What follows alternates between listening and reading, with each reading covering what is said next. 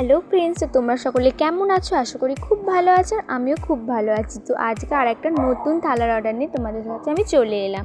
তো আমি প্রথমে তোমাদের থালাগুলো ভালো করে দেখিয়ে দিলাম, কে অর্ডার দিয়েছে, কিভাবে করব, কবে দেব, সবই কিন্তু তোমাদের সাথে আমি শেয়ার করব।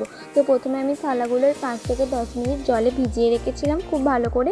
তারপর একে একে সব তুলে এনে ভালো করে রোদে শুকিয়ে নিতে হবে। আর যখন কিন্তু এই থালাগুলো ভিজা অবস্থায় তোমরা নাড়াচাড়া করবে, খুবই সাবধানে করবে কিন্তু, কারণ ভিজা অবস্থায় মাটিটা একটু নরম হয়ে যায় তো, আর হাত থেকে একবার কোনোভাবে পড়ে গেলেই কিন্তু সঙ্গে সঙ্গে ভেঙে যাবে। তো আমি এখানে পুরো থালাটা আর বাটি গ্লাসগুলো সব লাল রং করে নিচ্ছি, কারণ আমাকে এখানে লাল সাদার উপরেই ডিজাইনটা করতে বলা হয়েছিল। তো আমি বেসটা লাল কালার করে নিচ্ছি। তোমরা চাইলে এখানে সাদাও দিতে পারো, প্রথমে সাদা দিয়ে কোট করে নিয়ে তারপর লাল করতে পারো। তো আমি অতটা ঝামেলা না দিয়ে আমি প্রথমে লাল দিয়ে প্রথমে কোট করে নিচ্ছি। দুবার করে করে নিলেই রঙটা বেশ ঘন হয়ে যায়। আর জলে ভিজিয়ে নিলে কি হয় বলো তো, ওই রঙটা না খুব একটা বেশি টানে না, অল্প রঙেই কাজ মিটে যায়। তো আমার সব লাল রং করা কমপ্লিট। এখন আমি একটু ওই রাউন্ডের উপর ডিজাইনটা যেহেতু হবে, তাই একটু গোল বা আমি পেন্সিলে করে একটু স্কেচ করে নিচ্ছিলাম, যাতে পরে আমাকে রং তুলিতে করতে গেলে অসুবিধা না হয়, বারবার না মুছতে হয়। আর তাহলে এই ছবিটা তোমাদের কেমন লাগলো আমাকে কিন্তু তোমরা অবশ্যই জানিও কমেন্টে। আর এরকম আরও অনেক থালার ভিডিও দেখতে চাইলে আমাকে কিন্তু অবশ্যই তোমরা সাবস্ক্রাইব করে রেখো। তো আস্তে আস্তে আমি পুরোটা কমপ্লিট করছি। আর এই অর্ডারটা দিয়েছিলেন আমাকে আমার পুরনো আগের স্কুলে, আমি যেখানে 10 পর্যন্ত পড়েছি সেই স্কুলের একজন ম্যাডাম। তো ম্যাডামের সাথে আমার যোগাযোগ ছিল। ম্যাডাম ওখানেই আমি যে ছবি পোস্ট করি ওখানেই আমার ছবিগুলো, সব থালার ছবিগুলো দেখে ম্যাডাম জানান যে ম্যাডামের নাকি আমার কাজ খুব ভালো লেগেছে, তাই ম্যাডাম আমাকে এরকম একটা অর্ডার নিতে চান। তো আমি অর্ডারটা নিলাম। আর এটা ম্যাডামের মেয়ের জন্মদিনের জন্য ম্যাডাম আমাকে অর্ডার দিয়েছিল। মাঝে ওই শুভ জন্মদিন বলে ম্যাডামের মেয়ের নামটা লেখা হবে।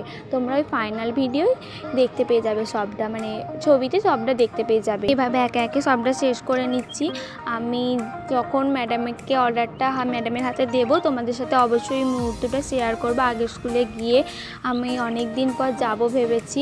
তো ম্যাডাম আমাকে বলেছিল যে আমার ওই বোনের জন্মদিনের যে থালাটা করেছিলাম তোমরা দেখেছিলে, ওই ডিজাইনটার মতন করতে। তো আমি ম্যাডামকে বললাম, ম্যাডাম পুরোপুরি এক করলে তো ভালো লাগবে না, আর ওটার বাটির সাইজ আর এটার বাটির সাইজ আলাদা, এবার সাইজ অনুযায়ী তো আমাকে ছোটো বড়ো জায়গা অনুযায়ী ডিজাইনটা করতে হবে।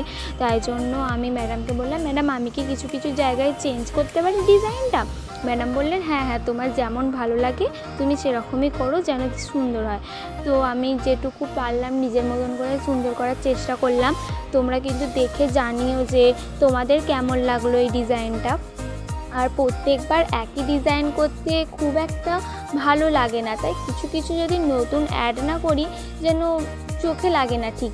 তাই জন্য আমি এই ডিজাইনটা একটু নিজের মতন করে করলাম। আর ওই যে ভার্নিশটা দেখলে তোমাদের আগেও দেখিয়েছি, ওটা আমি ইউজ করি। আর এই যে ফ্যান ব্রাশ, এটা হলো ভার্নিশ করার জন্য খুবই ভালো।